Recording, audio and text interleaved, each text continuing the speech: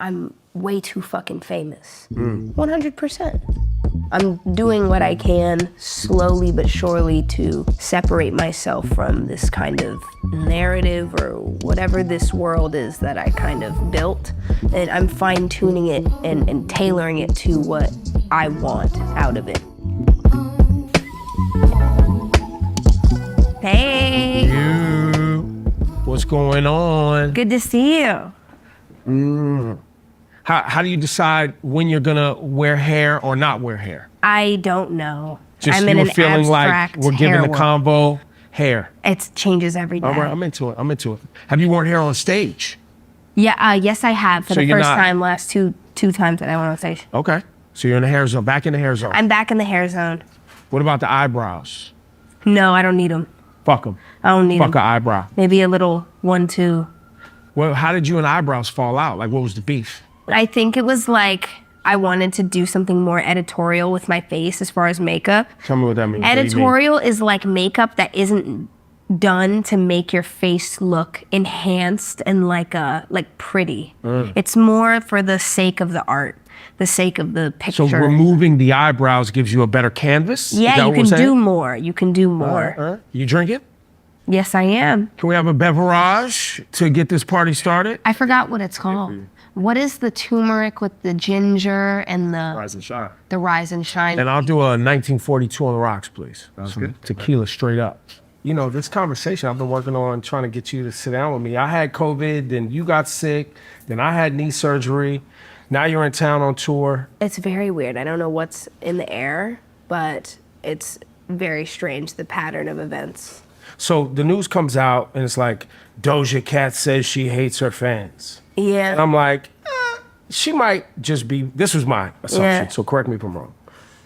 A lot of people got introduced to you because of your super smash, Kiss Me, and then after that, Woman, back-to-back smashes, right? So a lot of people met you then. Meanwhile, you had been making music since 2014. Yeah. So all of these new fans come in, make assumptions of who they want you to be or project onto you. Is that some of the energy that we're seeing? Is you kind of fighting for?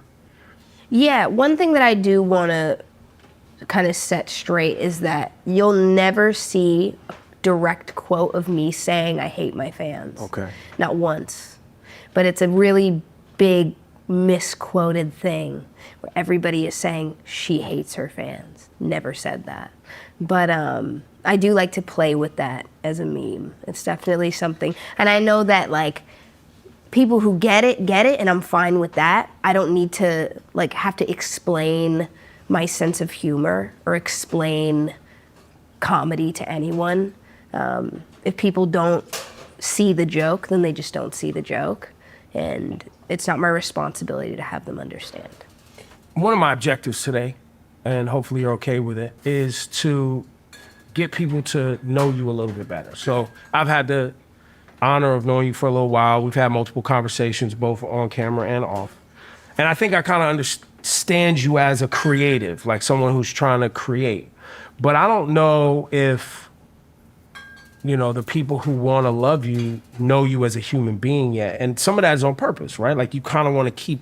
Yeah, I some keep a distance. lot of stuff to myself. I don't complain about anything but just being like, you know, not creative. Like if I'm not making enough music at a certain time and I find myself like doing photo shoots all the time and I'm like, how the fuck did I even get here in the first place? I was making music. I'm not making any music. That I'm gonna complain about, or, you know, just being tired. I complain about that shit, but I don't talk about my personal life, like my real personal life. I don't get that in depth about that. You know, I don't follow any of my friends. I don't get that. But if Got my it. So people family- can't like do the whole triangulation Yeah. of, oh, she's following these people on Yeah, social I so they can find out who Yeah, I don't who you're close with. When did you become conscious of that kind of being a space that you wanted to have? From the jump, because well, to kind of give everybody a perspective, I guess I've been through a lot. You know, the people that are close to me are people that have, you know, I don't know, I don't really know how to say it. It's like I don't like to be the person to be like the spokesperson for like depression and like angst and like, you know, dysmorphias and things like that. And I've had a lot of those things. I've been anxious and I've been depressed and I have body dysmorphia, that's for sure. I don't like talking about that stuff because I don't need to, and it doesn't make me feel better to really just like put that out there and like talk about that sort of stuff. And I know how involved I am with social, or how involved I was with social media. So going on there every day and seeing people's responses to, thank you so much. Yes, thank you. Yeah. Well, cheers. Cheers. Continue on. I just, you know, seeing the responses to that is something that I wouldn't be able to handle. I'm kind of a snowflake. I'm very sensitive. So I know if I talk about things that I'm sensitive about, my vulnerabilities and things like that. You're afraid people are going to use them against you? Yeah, absolutely. And they will, and they have. So I just, you know, I keep my mouth shut about that shit. Well, so I think that's the part like I want people to know about you is that you care, right? Like you have, not only do you care deeply about the craft and the music and the stuff that you're making, but I think just even hearing you say that, I'm sure you have a care and a kinship for people going through the same things. Yeah. In some way, right? So I don't know if that's like you said, you don't like interviews. Yeah, We don't want to get deep into that, but So I think the human side of all of us wants, as we fall in love with your talent and your music, right? And I think there's a piece of us as humans that want to connect with you on a human level, just to kind of like know it's safe. Yeah, see where I'm at. Yeah. I think that I have a big fear of like performativeness, and when people use social media to make themselves seem like this holier than thou kind of like I got all the answers. can do perfect. no wrong, Yeah. is for every cause, is for every person, is agreeing in agreement to everything good and everything blah blah blah. And the thing is, like, I'm not like, first of all, I'm not a political person at all, but I do just I feel like when it comes to that sort of thing, I have to just back the fuck away, because that's not what I want to. Politics are not something that I want to sweep into my life. I just want creativity and joy and sort of the immediate reality of like my friends, my family, and my music and whatever, you know. And I'm assuming that's how something like the whole T-shirt incident happens, where it's like, I see somebody who's funny, and come to find out, you done hurt people's feelings in some way. Yeah. You don't know. You can't know everything. And me wearing a T-shirt of somebody who I thought was funny is an attack on people. It's an attack on. It's not. Right. It's not an attack. It didn't affect the world in a way where we now have to look behind our backs. We don't. And I know that. And people, me saying that right now, I'm gonna get a lot of responses of people being like, yes, it did. It's going to change everything.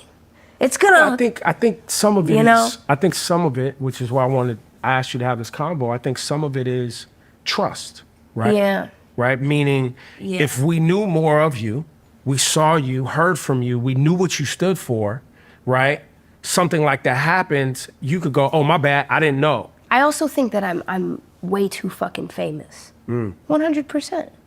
And I'm doing what I can slowly but surely to separate myself from this kind of narrative or whatever this world is that I kind of built. And I'm fine-tuning it and tailoring it to what I want out of it. I feel like it doesn't matter what you say. It doesn't matter what some people know. 'Cause there's fans that I have who know that Get it. I don't put any effort or any involvement into whatever the fuck that negative ass shit was. I am more just funny guy on T-shirt wore it that day. Right. Brush my teeth on Yeah. Instagram Live. Like, Make funny faces. Yeah, but I don't need to explain myself. I don't need to prove myself to a bunch of people who are just gonna project no matter what I say too. There's people who are incredibly dogmatic. It doesn't matter what the fuck you do, what you say, they're always gonna stand by that person's evil. For sure. Or that person's this or that person's that. Or they're gonna project onto you based on your appearance, or they're gonna project onto you. Like for instance, and I'm sure you see it on social media, you know, our industry, the entertainment industry, is always like tied to like this like Illuminati, Satan worship, boom. And so then popular person comes out looking like Satan. Here they go again, promoting this Satanism and et cetera, et cetera. Somebody like myself goes, nah, they're just doing art. She's trying to scare y'all because she knows that you're gonna have some visceral reaction to this imagery. Or I'm minding my fucking business. So there's, you know, I like the idea of I did it on purpose and it's this big ruse to like make people react. Right. But I also like the idea of, you know, what it is that I love this piece of visual art. I like this visual for this sound. So I chose that visual and I applied it to the sound, and people made up what they want, which is what you do with art. You interpret it how you want to interpret it. Everybody has the right to interpret it how they want.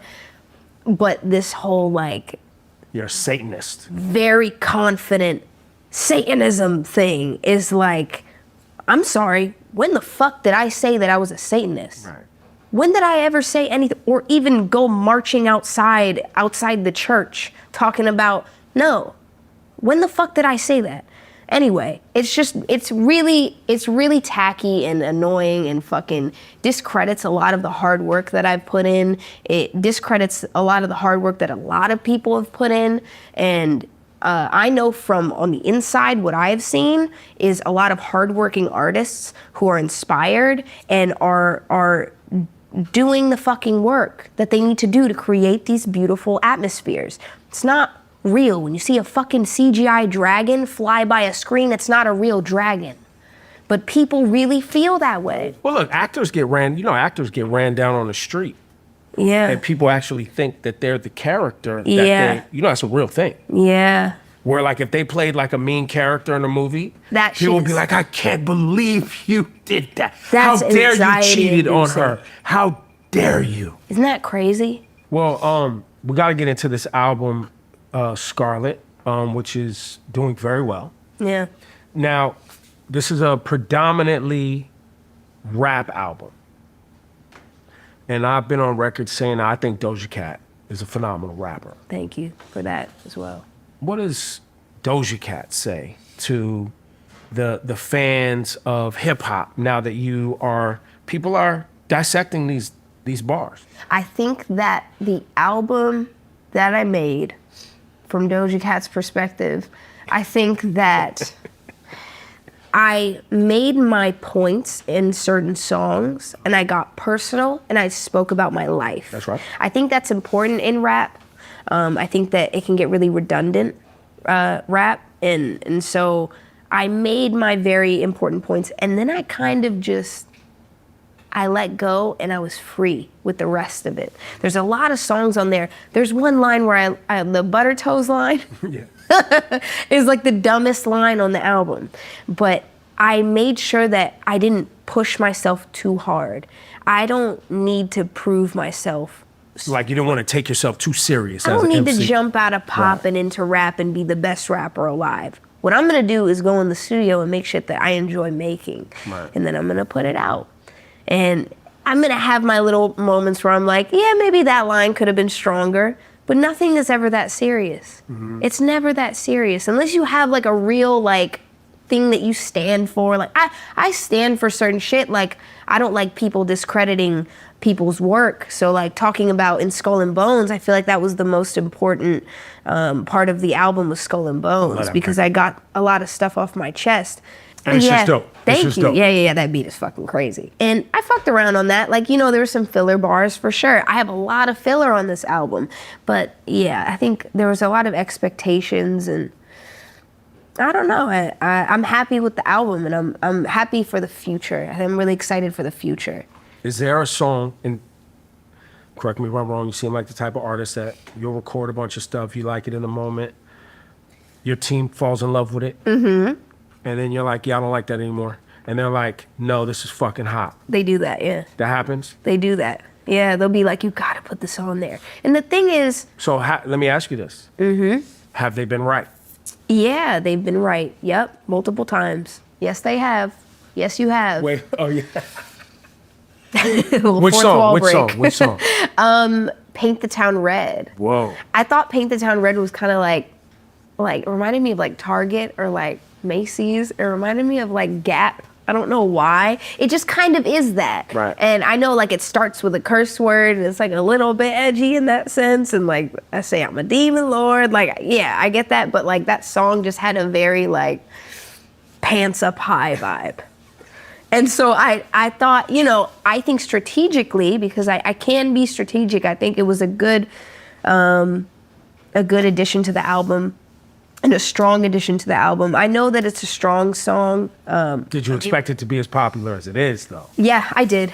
And that was what I was kind of running from a little bit. Oh, wow. Tell me more about that. Like, you didn't want to have a smash? I didn't really want to have that pants up high song. That was, you know what I mean?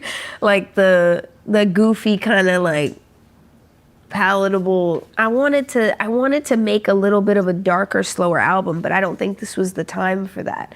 I think keeping it on the album was a smart move, because I want to slowly trickle into sort of moodier vibes and like in future projects. Creatively, yeah. Like I'm not going to be doing that forever. So, I mean, you've done an R&B album, you've done, alternative leaning records. You've leaned into almost into the punk space visually in some places. Yeah. Leaning into the hip hop space. Like you're really touching on a lot of amazing sounds and showing how diverse you could be creatively and musically. And who is the Doja we're watching develop? Like where's that going next? Yeah, I think anything I've done in the past, I'm very self-critical. Anything I've done in the past that's, the way you're naming all the things that I've done, it sounds great. Like having a punk kind of like... Aesthetic. You knowing that I have that aesthetic under my sleeve, I feel like I haven't fully executed all of those things the way that I really, really, really wanted to. I think that some of it can come off pretentious at times. And I think with pop music, that's kind of the point in pop sometimes, is to kind of be like,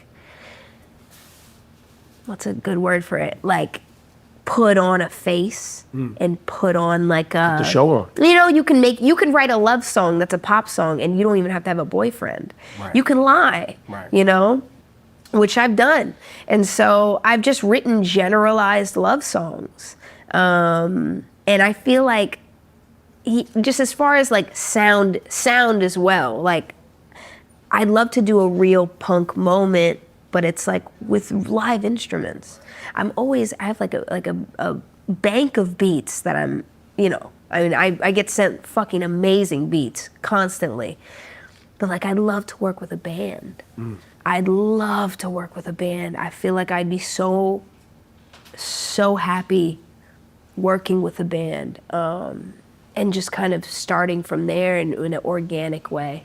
But then, so all of that, and then when I listen to the melodies and the vocals on the album, and how do you do all of your own vocal arrangements and recordings and pick your parts, and you do all of that? Yeah. Where is that, I guess, training, learning, talent? Who honed that? When did that get honed in your life? I love to make sounds, and it sort of channels into my sessions in that way. Like a lot of my ad-libs when I rap, like the little like ah, and like shit like that. Like I love doing that. I love to like push my voice and change your voice. Yeah, and I'm not a competitive singer. I'm not like a Beyonce or like I didn't go to church and sing and stuff like that. I wish I did, but I try to get there. I'm slowly trying to learn how to do these certain things, but yeah, I mean, I like to build harmonies, and it's never anything too crazy. But did you learn did you go to music school? Did you I went to a raised with performing. musicians? Yeah. So yes, I was. I auditioned for one of my middle schools was an art school, and I did have voice lessons when I was like maybe 8 years old or 7, and like for like a couple weeks. I never really. But you weren't like. Yeah, I was never like fully in anything, but the people that I was surrounded by were like jazz people. Like always had like singers, musicians, and all kinds of people around Just me. like family friends? Yeah, like my mom, so we moved to a commune when I was like 6 or something like that. And it was an ashram. And the Swami on the ashram was Alice Coltrane. And I didn't realize how cool that was because I was little and I didn't know anything about anything. My mom was helping with John Coltrane events and stuff like that. She would help make banners, and she designs, so she was doing sort of all the fabric stuff that was going on in there. And that's probably where you get the visual aspect of your creativity from mom, Yeah, right? yeah, definitely, and my grandma too. But yeah, there was just a lot of jazz around me. A lot of jazz, a lot of creativity. Yeah. And so I think as a teen, naturally, I wanted to break off from that. And so in my teens, I was making pop music. I still loved rap, and rap was in me, but I was like, I need to do like sexy music and like, sexy pop music and stuff like that, just to break off from the kind of spiritual world that I was really, really deep into. Got it. So but now it makes sense, because there's a lot of your background's obviously very melodic. All the music is always very melodic. The arrangements are there's a smoothness that you kind of put that's always across a lot of the records. It's very smooth, and I think that probably comes from the jazz influence. Yeah.